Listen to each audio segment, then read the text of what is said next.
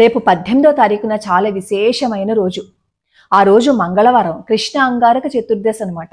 కృష్ణ అంగారక చతుర్దశి వ్రతపాలన చేస్తే ఎన్నో బాధల నుంచి బయటపడిపోవచ్చు. ముఖ్యంగా రుణ బాధల నుంచి బయటపడే అవకాశం దొరుకుతుంది. ఆ రోజు పితృకార్యాలు కూడా చేయాలి.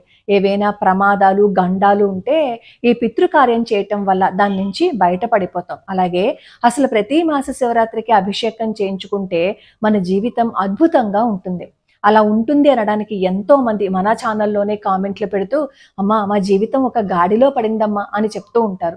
ఎన్నో కష్టాలు పడుతూ ఇంకా మా వల్ల కాదు అని అనుకునే వాళ్ళు ప్రతి నెల మాస శివరాత్రికి అభిషేకం చేయించుకోండి. అది మీ ఊళ్ళో అయినా చేయించుకోవచ్చు, లేదు అంటే శంకర మఠం వివరాలు నేను పెడుతున్నాను కదా, అక్కడ రుద్రయంత్రం కింద స్ఫటికలింగం ఉంది కాబట్టి ఒకసారి చేయించుకుంటే 1000 సార్లు చేయించుకున్న ఫలితం వస్తుంది.